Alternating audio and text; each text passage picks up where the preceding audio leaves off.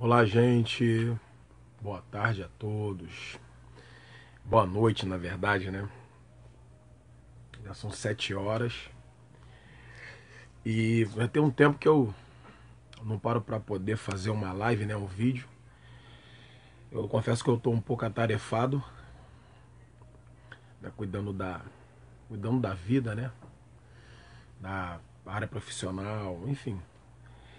E cuidando da vida de um modo geral. Não tem, né? Tá tudo ligado, tá tudo entrelaçado, vida profissional, vida pessoal, vida familiar, tá tudo entrelaçado e a gente acaba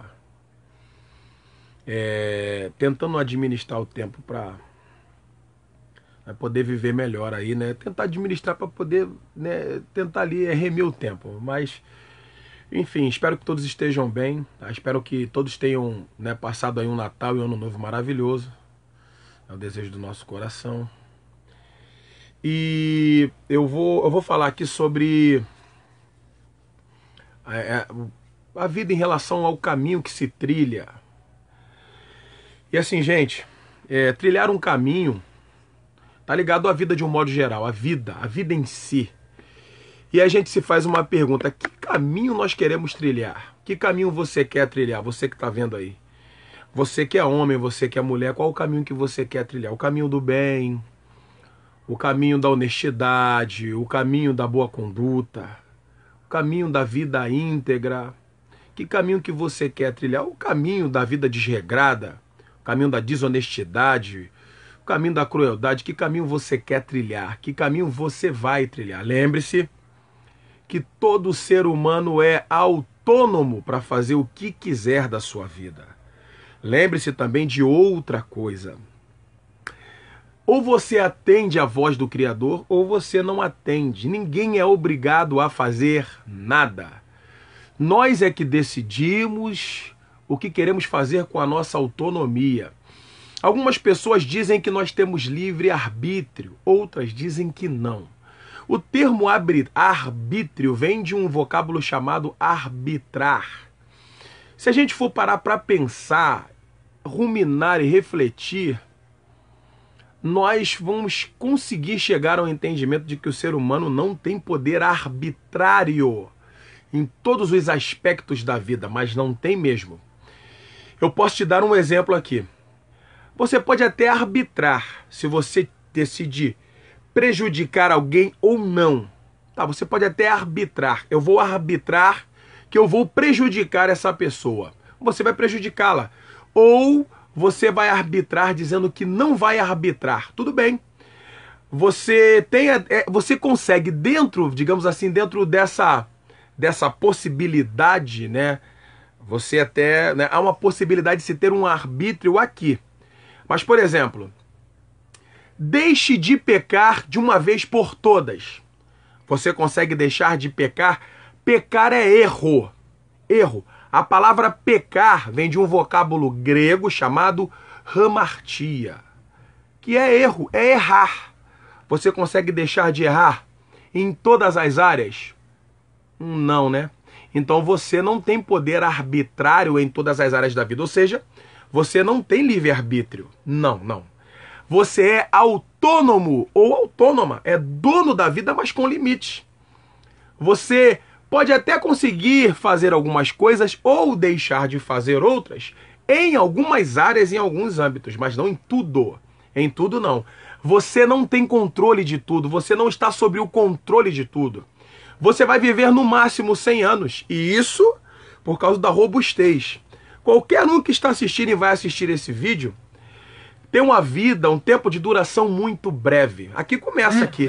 Você não tem como arbitrar sobre a sua própria vida. Você não vai conseguir arbitrar no sentido de se manter vivo e vencer a morte. O único que conseguiu fazer isso foi Cristo. Nós estamos submetidos a essa condenação física. Nenhum ser humano vai conseguir ultrapassar a morte e nenhum ser humano vai conseguir ter controle ou domínio sobre ela.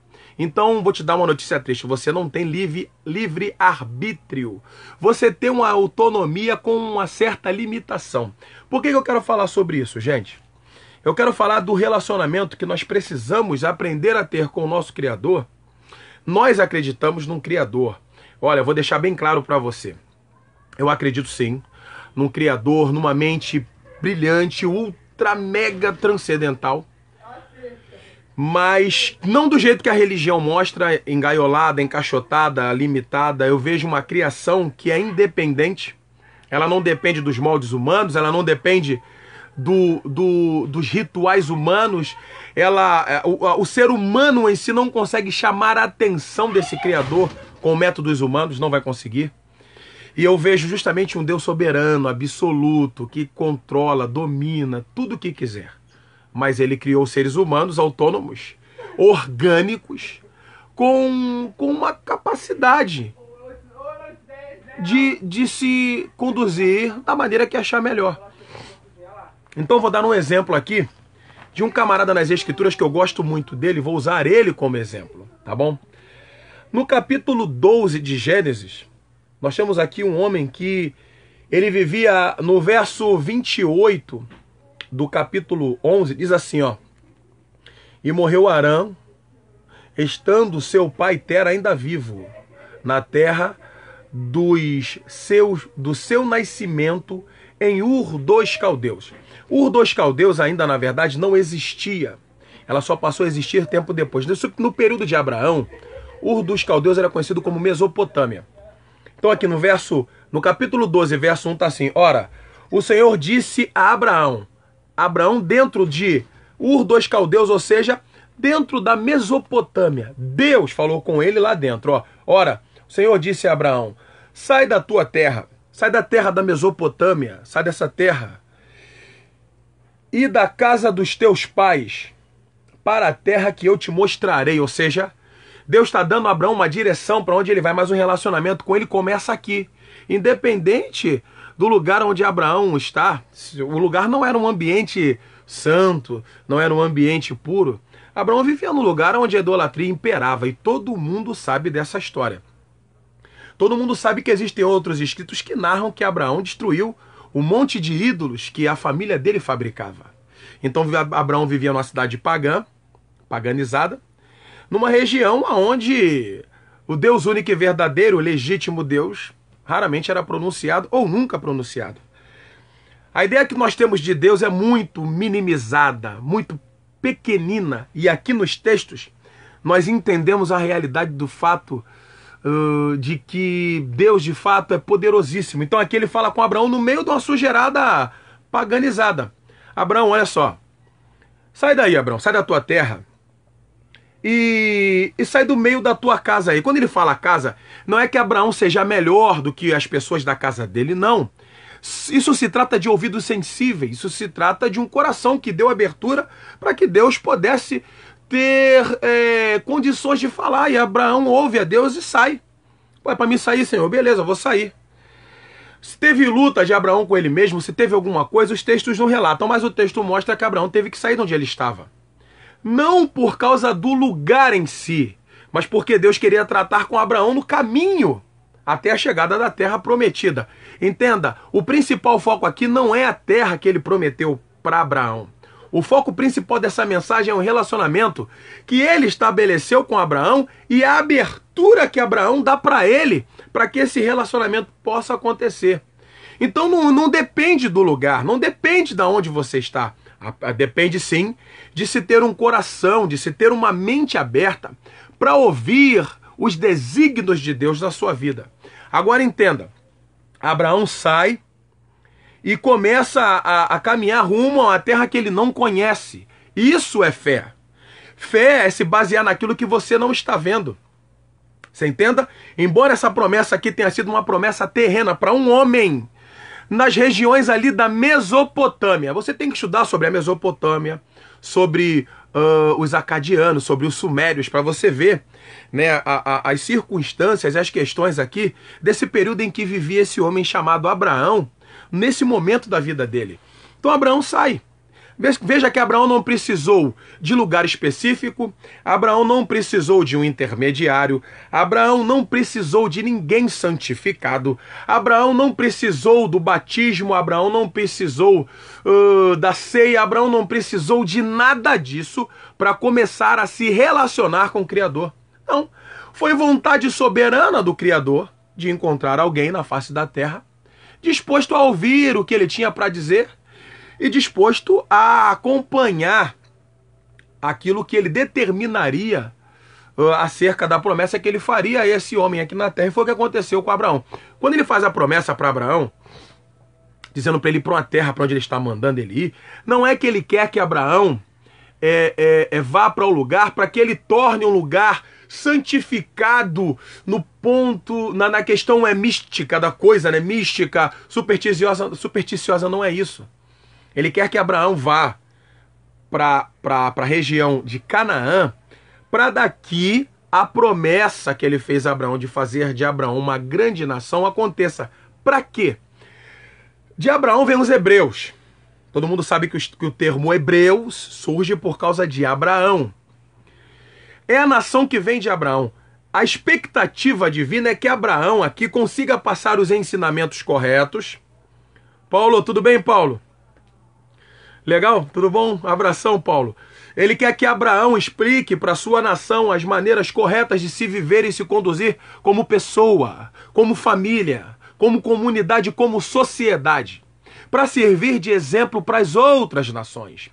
Pare para pensar que aqui Deus quer que se crie uma comunidade que seja modelo para todas as outras, para que as outras comunidades entendam a real maneira de viver, o real sentido da vida. Uma comunidade de amor, uma comunidade de respeito, uma comunidade de interesse mútuo, uma comunidade, uma sociedade onde os padrões divinos sejam externados e todos aqueles que fazem parte daquela comunidade vivam em harmonia, contagiando as outras comunidades, as outras nações, a sociedade ao redor. É isso que Deus quer com Abraão. Só que aí a gente vai partir do princípio da mente humana sempre fazer o que quer. É o que Paulo diz no livro de Romanos, no capítulo 10. Os judeus começaram a querer se relacionar com Deus da sua maneira. Vocês entendem? Os padrões para relacionamento estão aqui. Por que hoje nós estamos nessa confusãozada toda no mundo? Porque cada um quer seguir aquilo que quer. Algumas pessoas dizem para mim, me dizem, que eu não quero me submeter aos ensinamentos da igreja. Não, a igreja não tem ensinamento para passar. Os ensinamentos que nós precisamos estão aqui nas escrituras, não na igreja. A igreja não ensina, a igreja contagia. A igreja, ela propaga o amor, a justiça, a paz de Cristo, que deveria estar em cada um dos seus componentes. Então a realidade desse texto é que o relacionamento com Deus é no caminho. É no caminho da sua vida. Quanto tempo você vai viver? Você não sabe. Quanto tempo você ainda tem? Você também não sabe. Mas o relacionamento de Deus durante a sua vida vai tornar você sensato ou sensata. Vai tornar você ético ou ética, com todo respeito. Não o politicamente correto, mas uma pessoa sensata, centrada, entendedora dos seus deveres, entendedora do seu papel na sociedade, na comunidade, na família de um modo geral. Pessoas como Abraão, que no momento em que tem um problema com o seu sobrinho Ló, ele dá a Ló a chance de escolher. Ló, se você escolher a direita, eu vou para a esquerda. Se você escolher a esquerda, eu vou para a direita. Não há necessidade de nós estarmos aqui brigando, Ló. A terra está toda aí, ela é nossa. Nós somos irmãos, nós somos família, Ló. Para que essa briga? Você entende? Isso é sensatez de Abraão. Abraão podia ter defeitos como qualquer ser humano, mas era um homem sensato. E é esse tipo de coisa que Deus tem buscado em cada um de nós. Ele quer buscar o mínimo para que ele potencialize ao máximo. Porque você tem um senso comum de justiça. Você, meu irmão, você, minha irmã, sabe o que é certo e o que é errado. Ainda que você tenha alguém na sua família que seja uma pessoa cruel, perversa e dissimulada, ela sabe muito bem o que é o bem e o que é o mal. E é justamente dentro desses padrões aqui que nós devemos nos encaixar. Oi, irmã Vera, tudo bem? É aqui que nós devemos se encaixar. Nós não temos que esperar das 7 horas da noite para ouvir Deus falar com a gente num dia de domingo ou num dia de semana. Nós não precisamos esperar o pastor ou o pregador ou o evangelista, quem seja, falar algo com as escrituras abertas para que Deus fale com a gente. Nós não precisamos. Nós não precisamos que toque um louvor, uma melodia emocionalística, cheia de melancolia, cheia daquelas coisas que sensibilizam a gente para a gente ouvir Deus falar. Nós não precisamos. Deus está o tempo todo nos chamando à responsabilidade para que no decorrer, no caminho da nossa vida, a gente viva aquilo que Ele quer que nós venhamos viver, para que Ele se manifeste nas nossas vidas. É simples assim. Abraão não precisou de nada, não precisou de um teatro gospel, ele não precisou de uma estrutura de R$1 milhão ou de $1 milhão para que Deus se manifestasse. Abraão não precisou de nenhum tipo de show, nenhum tipo de musical, nenhum tipo de orquestra ou de geogral, não precisou de nenhum tipo de coreografia. Abraão simplesmente permitiu que os ouvidos estivessem sensíveis para que Deus pudesse falar com ele. Foi assim com vários outros personagens nas Escrituras. Deus ele sempre está procurando alguém para que ele possa se relacionar no meio de uma geração perversa. Eu posso dar vários exemplos a vocês, vários. Eu vou dar um exemplo aqui de Romanos. No capítulo 8, o verso 18, Paulo diz assim, olha: porque para mim tenho por certo que as aflições deste tempo presente não são para comparar com a glória que em nós há de ser revelada, a glória que há de ser revelada. E essa glória começa a se manifestar agora, quando damos ouvidos à voz de Deus. Porque a ardente expectação da criatura espera a manifestação dos filhos de Deus. Você está se manifestando aí onde você está como filho ou filha de Deus? O momento é esse. Como se manifesta como filho de Deus? Pulando, rodando, gritando, falando em línguas? Negativo. Porque a criação ficou sujeita à vaidade, não por sua vontade, mas por causa do que a sujeitou, na esperança de que também a mesma criatura será libertada da servidão da corrupção, para a liberdade da glória dos filhos de Deus. É quando eu digo para você que os textos são fáceis de entender, aqui eu vejo o capítulo 4 de João nítido. A hora vem e agora é, em que os verdadeiros adoradores adorarão o Pai em espírito e em verdade, os filhos de Deus, que são filhos junto com Abraão, o crente Abraão, lembram? Vamos lá. Porque sabemos que toda a criação geme e está juntamente com dores de parto até agora. Toda a criação de um modo geral, não só os seres humanos, animais, o planeta, as plantas, todo o planeta está aguardando a manifestação dos filhos de Deus. Para que o mal deixe de existir na terra, para que a perversidade saia para dar cena à bondade, para que a hostilidade saia para dar cena à hospitalidade, para que todo o mal venha a ser varrido mesmo pelo amor abundante dos filhos de Deus. Cadê você?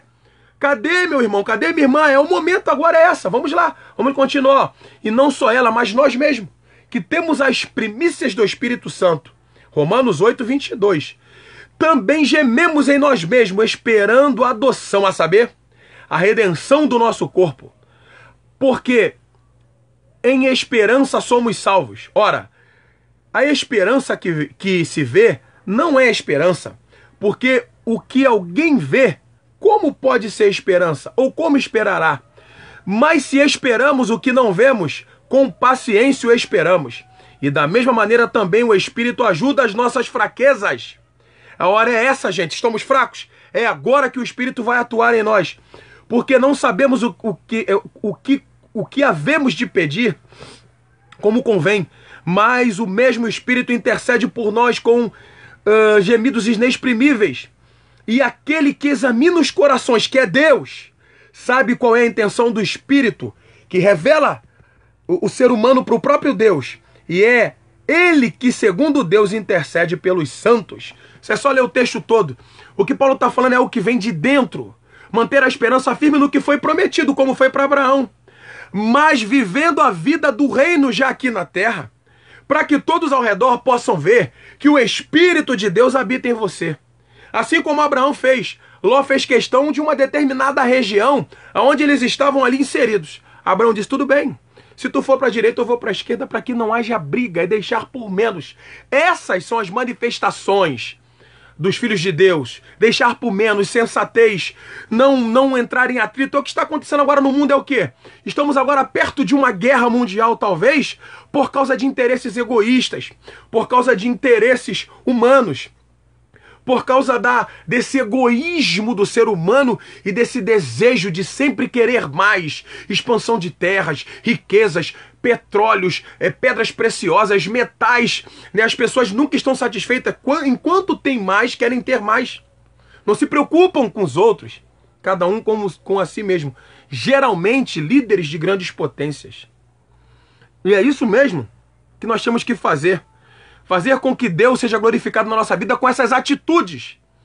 Sendo pacificadores, sendo regentes do bem, sendo agentes da paz, tentando fazer com que os homens entendam que por mais que se lute, por mais que se brigue, pelas coisas que a terra fornece, um dia todos nós deixaremos a terra. E nós temos que se preparar para a terra que foi prometida, que nós não vemos. Assim como Abraão fez. Abraão não via, apesar da terra ter sido prometida aqui na terra. Mas mesmo assim, durante essa caminhada de uma longa jornada com Deus até a chegada do lugar prometido, Abraão foi sendo trabalhado por Deus, aperfeiçoado, para que as promessas ali fossem se cumprindo aos poucos. Para que Abraão entendesse que é através da paciência que Deus começa a nos mostrar e as coisas começam a acontecer da maneira dele. É disso que nós precisamos, pessoas com paciência. Pessoas com maturidade, com entendimento, com sensatez. Pessoas que conseguem enxergar a luz no fim do túnel e não usam métodos pragmáticos para se chegar aonde querem. Os filhos de Deus, eles precisam se manifestar, mas eles não vão sair da igreja universal, não vão sair da igreja Assembleia de Deus, eles vão sair de onde estiverem com ouvidos sensíveis, de qualquer lugar do mundo, assim como Abraão, de Ur dos Caldeus. Quem poderia imaginar alguém ouvir a voz de Deus dentro da Mesopotâmia? Um dos lugares mais idólatras da sua época? Quem poderia imaginar? E é justamente de lugares assim que Deus vai levantar pessoas que ninguém imagina. E eu vou dizer para você, meu amigo e minha amiga, assim como Jesus era criticado pelos escribas e fariseus por se assentar com prostitutas, com publicanos e pecadores, Deus vai levantar pessoas de lugares que ninguém nem imagina, para que a vontade dele seja cumprida. Não espere de você Deus sair de determinados lugares, ou de Deus ir até determinados lugares levantar alguém, ou separar alguém, não. Lembra-se da igreja de Laodiceia? Vamos dar uma passadinha lá para ler? Vamos lá ler comigo no capítulo 3 de Apocalipse. Quero que você entenda a mensagem que eu quero te passar aqui, porque Deus, ele vai separar pessoas dentro de lugares que você nem imagina para fazer a vontade dele. E eu creio e acredito nisso. Pessoas que ninguém acredita e ninguém dá nada. Pessoas que ninguém valoriza. Pessoas que são tratados como qualquer um. É dali que Deus vai fazer a coisa acontecer. Vamos lá, Apocalipse capítulo 3, abra sua Bíblia aí.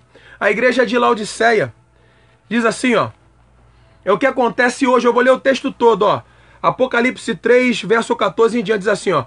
E ao anjo mensageiro da igreja que está na comunidade de Laodiceia, escreve, isto diz o Amém, a consumação de tudo, a finalização de tudo, assim seja de tudo, a testemunha fiel e verdadeira, o princípio da criação de Deus.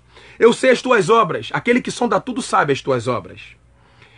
Que nem és frio nem és quente, tomara que fores frio ou quente. Assim, porque és morno e não és frio nem quente, eu vou te colocar para fora, vou te vomitar. Essa é a comunidade de Laodiceia. Isso, quando se fala de vômito, fala-se de náuseas. Você sabe disso? Alguma coisa que foi engolida e não foi digerida legal, dá náuseas. Isso é Deus falando para essa comunidade de pessoas. Vomitar-te-ei da minha boca. Como dizes, como você diz, Laodiceia, rico sou.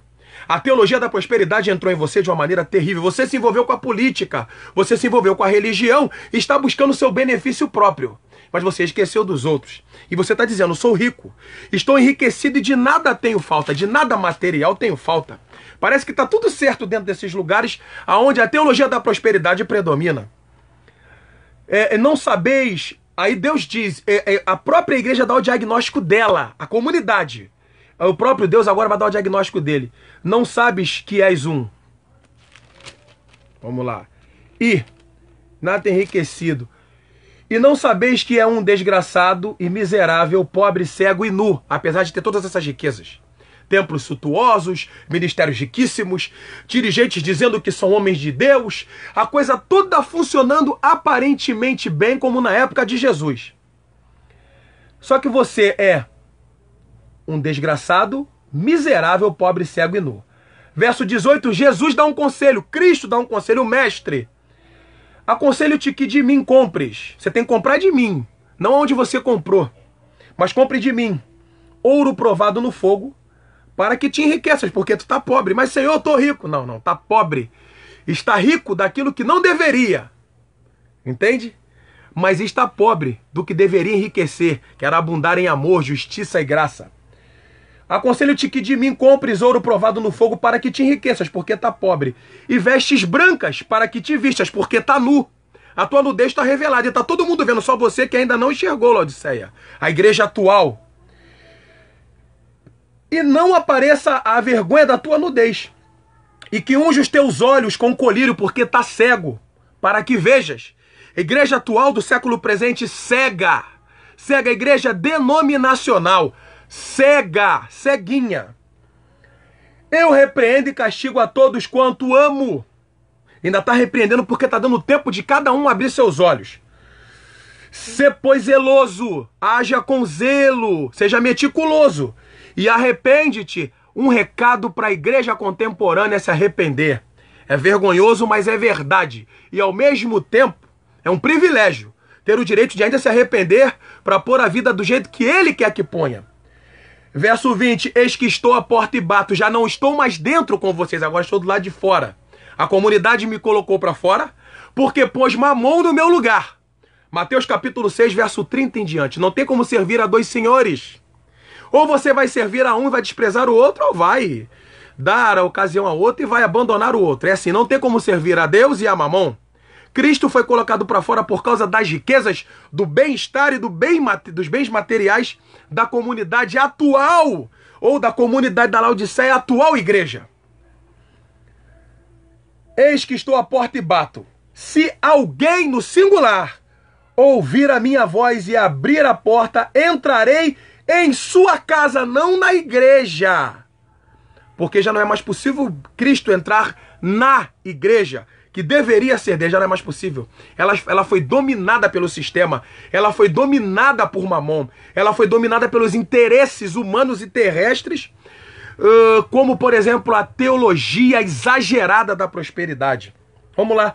Entrarei em sua casa e com ele cearei, ou com ela e ele comigo. Ele não quer mais entrar, mas ele quer que as pessoas saiam de dentro desses lugares para voltar a ter um relacionamento com ele, assim como Abraão. Ouça a minha voz, saia, para que nós possamos voltar a ter um relacionamento verdadeiro mais uma vez. Ao que vencer, ou seja, ao que ouvir, ao que conseguir se desvencilhar, se desprender dessa teologia, se desprender desse sistema, se desprender desse âmbito babilônico, lhe concederei que se assente comigo no meu trono, assim como eu venci e me assentei com meu Pai no seu trono. Quem tem ouvidos, ouça o que o Espírito diz às igrejas. Preste atenção, o Espírito está dizendo, por boca de várias pessoas, o que Apocalipse 18, verso 4, também relata. Lê na tua Bíblia aí. Se eu for ler o texto todo vai demorar muito, mas depois lê Apocalipse 18, ó. Preste atenção. Vamos ler o verso 3 também, Apocalipse 18, 3 e 4, ó. Porque todas as nações beberam do vinho da ira da sua prostituição. Os reis da terra, os líderes políticos, se prostituíram com ela. Os mercadores, o comércio e o sistema econômico da terra se enriqueceram com a abundância de suas delícias. E ouvi outra voz do céu que dizia: sai dela, povo meu, para que não sejas participante dos seus pecados e para que não incorra nas suas pragas. Porque já os seus pecados se acumularam até o céu, e Deus se lembrou da iniquidade dela, da grande Babilônia, o grande sistema político, o grande sistema religioso, econômico, comercial que rege o mundo, esse sistema do mal que prende as pessoas, que torna as pessoas cativas, prisioneiras, que tem o poder de persuadir, de prender. Deus ainda está chamando cada um de nós a sairmos desse sistema. Sai fora dela, povo meu. Oi, Daniel, tudo bem? Sai fora dela, sai desse sistema, não seja dominado por ele. Porque todo mundo quer beber do vinho da sua delícia. Todo mundo quer um pouquinho, a fatia desse bolo. Não, os meus não são esse. Os métodos não são esse. Lembra-se de Abraão. Abraão teve guerra com vários reis, não porque ele quis, mas porque os reis que quiseram dominar, e cada um queria a expansão de terras e o poder absoluto. Abraão entrou numa guerra justamente para que se mostrasse algo de Deus no meio daquela guerra, que Abraão não estava preso aos bens materiais. Nós precisamos seguir Abraão. Por mais que ele ainda estivesse existido antes da vinda do nosso mestre, o Espírito já estava atuando. De alguma maneira, nós temos sempre saída para aquilo que nós achamos que às vezes não temos, mas temos sim. Hoje o meu convite para você é para que você abra esses ouvidos, os ouvidos espirituais. Abra os olhos do entendimento. Paulo diz que o Deus desse século cegou o entendimento dos incrédulos. Quem são os incrédulos? Crentes também se tornam incrédulos, porque não passam a não acreditar mais nos escritos, só naquilo que ensinam ou que ouvem, através de mensagens teológicas, dessa teologia da prosperidade, através de músicas, que se dizem músicas evangélicas ou gospel, mas que tem nas suas letras uma massagem no ego, uma espécie de mensagem que dá ao ser humano entendimento de superioridade sobre as outras, de poder infinito, como se fosse o super-homem ou a mulher maravilha. Mas não é essa a mensagem de Cristo, nunca será. A mensagem de Cristo no mundo tereis aflições, mas tem de bom ânimo. O mundo vai querer nos engolir. O sistema do mundo, o sistema do mal, o sistema maquiavélico do mundo, o sistema político corrupto, o sistema religioso apóstata, o sistema econômico injusto, o sistema escravagista, onde pessoas querem dominar outras a qualquer custo. Esse sistema injusto, onde uma classe superior acha que vai dominar sobre uma classe inferior. Saia desse sistema. Você não pode ter essa mente, você não pode ter esse pensamento, você não pode ter essa conduta. Você, se de fato é um filho de Deus, é hora de se manifestar como tal e deixar que Deus se revele em você, para que as pessoas vejam o poder de Deus através do amor, da humildade, da justiça, da pacificação, da igualdade, da equidade, tudo aquilo que vem de Deus. O amor de muitos pode até esfriar, mas isso não é regra, então o nosso não está envolvido nesse pacote. Se o amor de A e B esfria, eu não posso fazer nada, mas o que tem de Deus em mim não pode se apagar. E é isso que nós precisamos entender. É no caminho, é no decorrer da sua vida, meu irmão. É no decorrer da sua vida, minha irmã, que Deus vai se manifestar aonde quer que você esteja. Então permita que Deus faça como fez com Abraão. Lhe mostre o caminho da sensatez, lhe mostre o caminho do equilíbrio, o caminho da pacificação, o caminho da justiça, no meio da comunidade, da localidade onde você está inserido ou inserida. Não interessa se os outros vão fazer chacota, vão lhe chamar de quadrado, ou vão lhe chamar de brega, não interessa.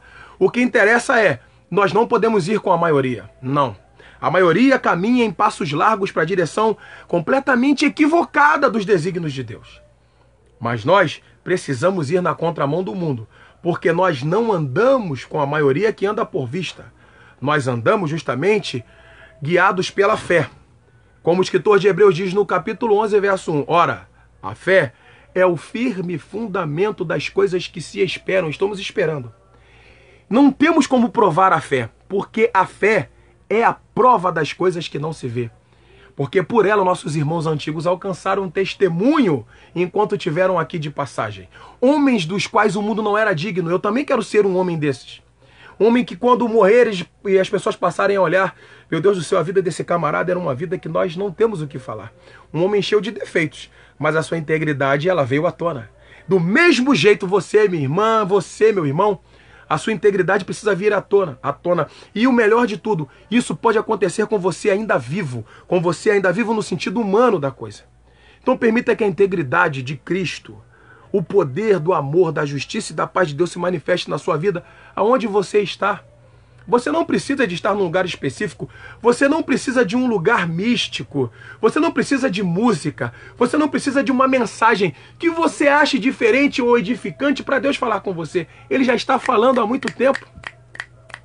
Ele já está batendo na porta há muito tempo. Você não deu ouvidos ainda porque não ouviu ou porque não se sensibilizou para ouvir. Mas a hora é essa, a hora vem e agora é. Foi Jesus quem disse para a mulher samaritana: em que os verdadeiros adoradores adorarão o Pai em espírito e em verdade. Não em Jerusalém, com um lugar fixo de adoração. Não em Samaria, no Monte Gerizim, outro lugar fixo de adoração. Não, de repente no Egito também, com um lugar fixo de adoração. Negativo. Não em Siló, onde Ana e Eucana iam também, uma vez por ano. Lugar fixo de adoração, não. É onde você estiver. Os templos que eram fixos, passou agora a ser móvel, porque você é o templo que carrega o Espírito de Deus. E se você carrega o Espírito de Deus, você precisa deixar que Deus se manifeste em você como filho de Deus. Tá bom? Essa era a mensagem que eu queria passar. É no caminho. É no caminho de um ponto de partida a outro, ou de uma extremidade a outra, é que Deus vai começar a se revelar na sua vida. Entenda. O próprio Jesus diz em João, no capítulo 14, verso 6, eu sou o caminho, a verdade e a vida. Ninguém vem ao Pai se não for por mim. Então aproveite o caminho, porque o caminho é Cristo. Cristo quer se relacionar com você no caminho. E deixe que Ele te fale. Não se prenda a um lugar fixo. Você não precisa da geometria da religião. Você não precisa da geografia religiosa. Você não precisa das roupas religiosas, dos métodos religiosos. Você não precisa de um batismo com água na pele suja do seu corpo. Você não precisa de uma ceia cerimonial onde você externamente mostra uma coisa que internamente não é o que você quer. Não viva essas coisas. Viva o Evangelho. Viva o Evangelho do caminho. Viva o Evangelho da vida que se vive. Viva o Evangelho da vida transformada, da consciência renovada, da consciência sensata, da consciência amorosa, pacificadora, da consciência cheia da virtude do poder de Deus. Viva o Evangelho de virtude e deixe que Deus se manifeste na sua vida. Esse é o Evangelho de Cristo. Aquele que está em Cristo, nova criatura é. Eis que as coisas velhas se passaram e tudo se fez novo aqui dentro, para que Deus, através de uma nova consciência, se manifeste na sua vida. Tá bom? Então, é simples assim, é no caminho. E diga para quem você quiser, quando lhe perguntarem que religião você segue. Diz que não segue nenhuma não, diz que você é do caminho, sou do caminho. E é no caminho. Vamos conversando que eu te explico no caminho por que eu sou do caminho. Tá bom, gente? Um abração para todos vocês. Vamos pôr em prática. Gente, é difícil? É, mas não é impossível. Vamos pôr em prática todos esses atributos divinos, ou tudo isso que vem do próprio Deus.